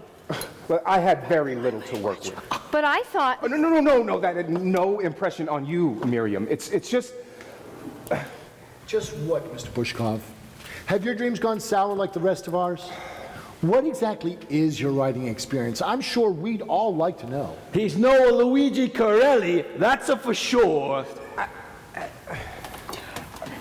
Well, I hope we all still have our heads on our shoulders. Where has that been hiding, pray tell? Never you mind. Now, where are we? Oh, Mr. Dolman was just telling us about the... Wait, who's Mr. Dolman? Herr Deutschmann? Herr Deutschmann? Is Mr. Dolman? Yes, don't you remember? No, when did that happen? Before you last went into the kitchen. Oh, now I remember. You were saying, Mr. Bushkov? I am a writer, and I have been for some time, but granted I don't write novels or short stories or even poetry for that matter, but, well, I do write for a living. Oh, no, tell the truth, Bertie. There's no need to be embarrassed. I'm not in the least bit embarrassed. Well, then, what did you do before Hollywood? I'm interested. I wrote for Sears. Sears? Sears who, Bertie? Sears Roebuck. That ungodly catalog. I wrote the captions describing the items. Like shoes and hats? And glasses. Typewriters. Everything, even women's lingerie. Bertie, how could you? Wasn't it a Sears or Roebuck? So that explains the line, my dear little sister at last you're found, like a new pair of shoes we're homeward bound. There's nothing to explain, okay? It's plain and simple. I, too, had a driving desire and a dream to work in Hollywood, just like the rest of you. A dream I passionately had a desire to fulfill. I mean, isn't passion and desire enough? What about you, Miss Blankmind? I'm curious to your background. What brought you to Hollywood? Oh, me. Well, I was a secretary in a factory back east. Every day was the same. Either take dictation or type away at an Underwood until your fingers start to bleed. And my life was going nowhere. And I was afraid to step outside of my comfortable and guarded world, but one day I knew I had to escape or I'd go crazy. So I left everything that I had. It wasn't much, but it was mine. That is so sad. And so? Well, when I saw Mary Pickford in Poor Little Rich Girl, I decided to take my life into my own hands. Why would you consider such a thing? No, Miriam, I don't think she was no, contemplating. goodness, no, nothing like that. That was when I decided to leave my job and my home and head for Hollywood. And shortly after I got here, I saw an ad in the paper calling for a script girl. So I had the perfect qualifications. So I thought. And Oscar here hired you? Yes. Just like that? Yes, just like that. Just like hair director hired you and Miriam. You mean Oscar? Yes, Oscar. What about you, Eddie? Since we're all divulging our secret ambitions? Me? Yes, you. Who ever heard of hiring a blind cameraman? I'm not blind. Blind? Well, from what I can see, you're just shy of needing a seeing eye dog. Well, when I was very young, perhaps 10, my eyesight... I don't mean to interrupt, and I'm truly saddened that your eyesight is impaired, but I think we want to know how you came to Hollywood and partnered up with Oscar. Well, it sure wasn't Mary Pickford or Poor Little Rich Girl. Let me handle this. You see, Barely. Eddie, please. Just trying to make a point. I can explain. Eddie is my brother-in-law. Ex-brother-in-law. I was married to his sister, Anna Maria. Also the sister of Angelo Jenna. You're related to Angelo Jenna, the mafia boss from Chicago. What you know good? Sit down or you'll experience a mighty swipe from my Gwendolyn. For real! I had just returned from Rome after seeing Prima Donni's disastrous film. Before long, I'd experienced another disaster. I was out of a job. I was on the streets. Soon, I needed money. I found out about this great project, the Mineralite bowling ball. It was sure to be a success, so I borrowed a sizable sum of money from the Jenna family to invest in the project. To make a long story short, it was a complete failure. My divorce from Anna Maria, my poor investments, I was cut off from the family protection. I was desperate. What? That's not true. I wanted to tell you for months, Eddie, I did. But I couldn't. I went to Angelo, and I told him I was thinking about trying my luck directing film in California. To make another long story short, he agreed to forgive me any payment under the loan under one condition. as long as I brought Eduardo here with me. Being that he's a little bit of a family business. Handicap? It was simple. I mean, I knew I would need a cameraman, so I figured, why not? Hell, all he had to do was crank the camera. I could set the camera before the shot. The rest was easy. Easy? All you could have seen was my feet and my ankles, and my close-ups were out of focus. Your entire performance was out of focus. All right. Mr. Prima Donni, Colonel, where are you going? I'm going to get Gwendolyn. We may need her. I don't think that's necessary. Now, listen, everybody. We are here to celebrate your film and all the hard work you put into it. So please. Miss Voyant, what about you? What brought you to Hollywood? I was born here. Oh. Okay.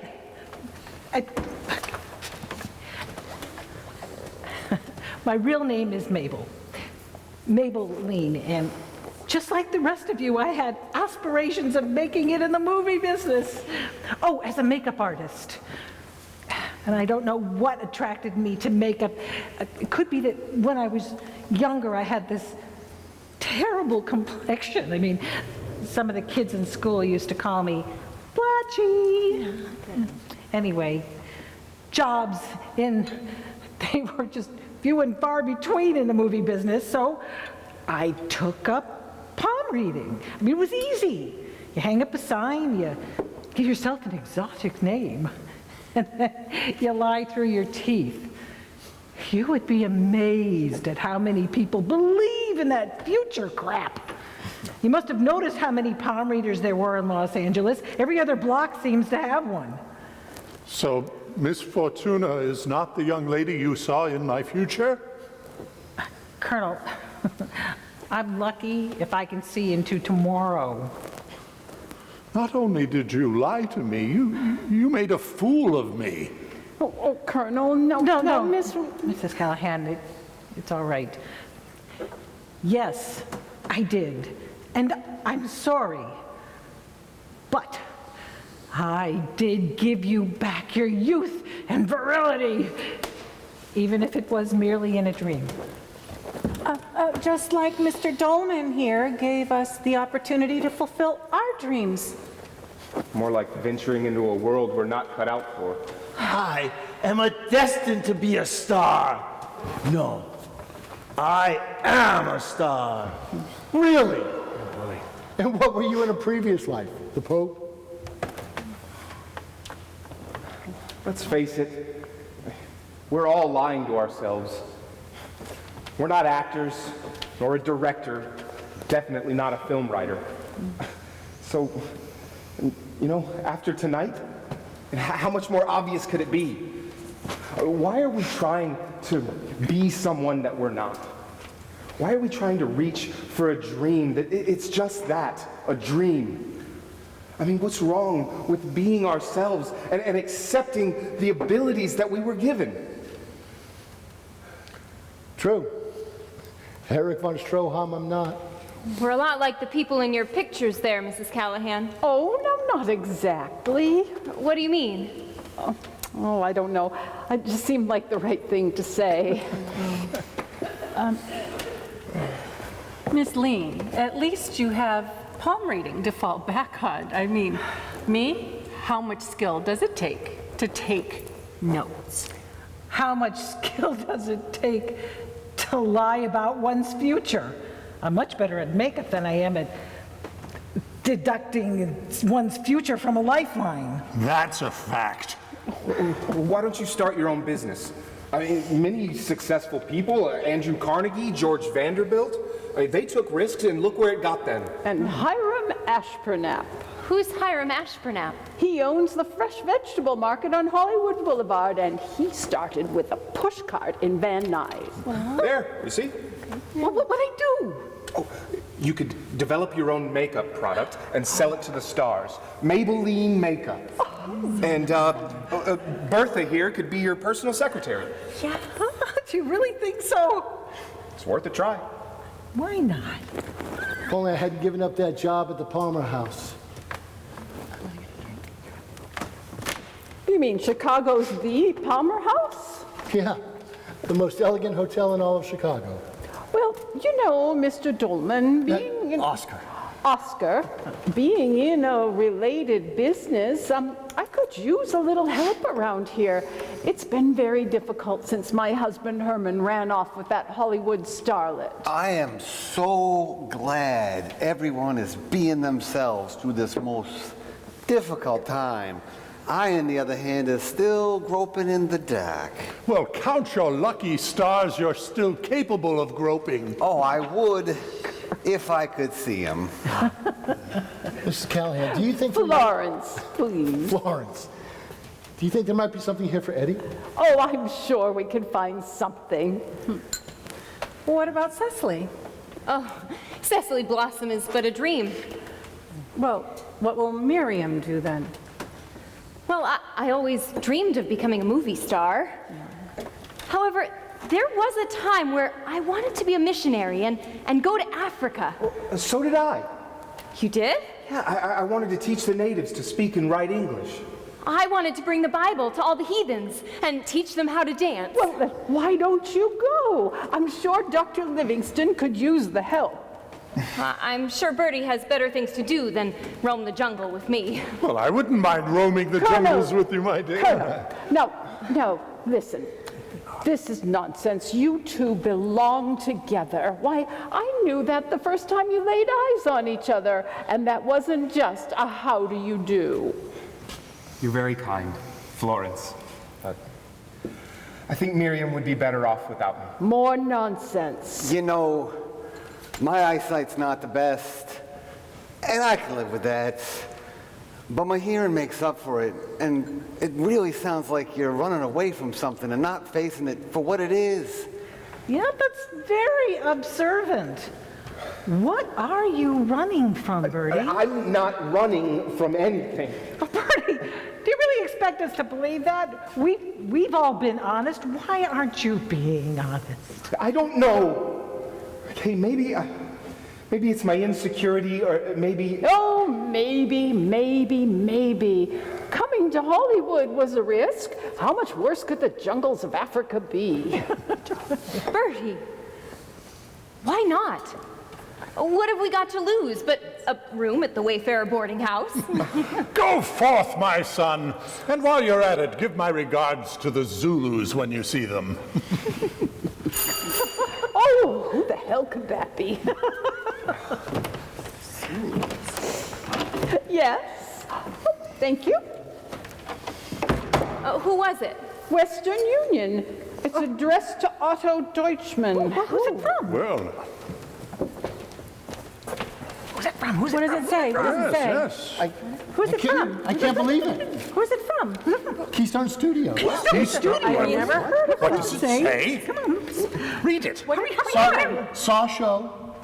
Stop. Well, that's good. That's very positive. What else does it say? Found it hilarious and unconventional. I didn't know it was a comedy. Stop. Does it say anything else? Must talk. Stop. What? That's it? And Senate. And Senate? Max Senate? Who is Max Sennett? Well, how do we know it's a he? It could be a woman. Madeline, Mary, Miriam. You know, Bertha's right. Now that you mention it, I remember seeing a woman who looked really suspicious. I think I saw her too. Or maybe it was a he. Oh, who is she? No, and Senate is a he. A very important he. One of the biggest names in Hollywood in filmmaking. And When the does biggest he name want to to be be? producing. Tomorrow. What? Tomorrow? It's only a matter of a time. I am ready for my close-up, Air Director. You greasy, egotistical son of a sea-dog. Time we had a toast. Yes, please, toast, Mr. of course, of Colonel. Colonel. A toast. Oh, I'm sorry.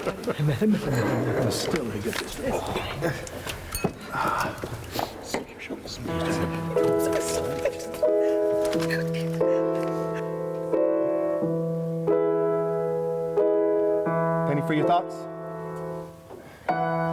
So, what now? What do you mean? Well, you have a choice to make. It's either Hollywood or Africa. You have the same choice. Not really. I have no business in this town. I was foolish to think that I ever did. Jotting down a few sentences? It's mindless. Any idiot can do that. Now, that's not true.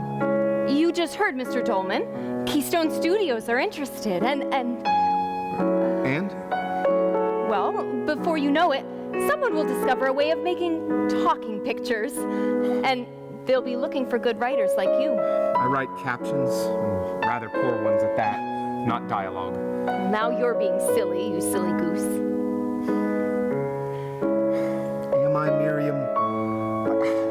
I'm not cut out for this town. I mean, can't you see that? Of course you are, Bertie. This M. Senate thought the show was very funny, and you were a big part in making it. Don't shortchange yourself. Thank you for being a part of my dream, and for making it come true. I propose a toast to the Spy Without a Cause. And Keystone Studios.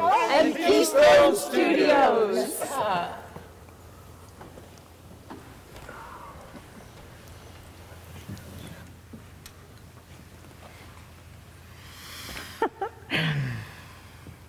You may think that my predictions of the future are poppycock. Well, they are, but when it comes to recognizing real talent, I'm honest and sincere. And I see real talent in you, Bertie.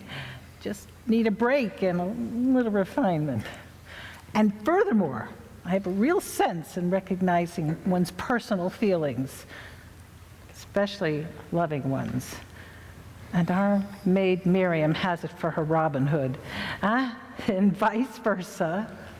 I'm right, and you know it. Besides, who's going to protect her from those wretched varmints pursuing sweet damsels in the business?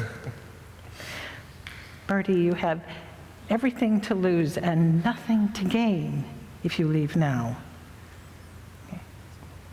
A dream made in heaven comes through only once in a lifetime. Think about it. And as for your career, well, there's Hollywood, there's Africa, or there's back to Sears.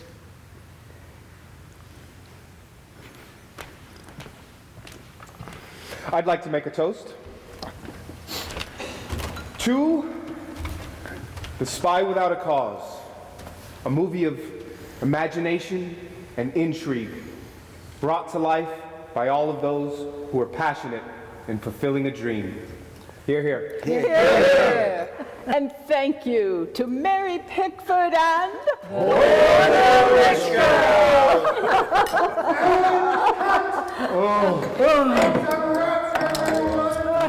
Great job, everyone. Great job. Great job, everyone. And don't forget to hang up your costumes properly. You don't want wardrobe on your nose. Well, see you all at the premiere. Wilma Platsky. It's my automobile, baby. Yes, it is, Mr. DeMille. Good. I have a very important meeting with Tallulah in about an hour. If I'm late, shoot away. Hey, Mike, don't forget the lights, yes? Electricity, yes, it's very expensive, costs a lot of money. Yeah. Well done, well done.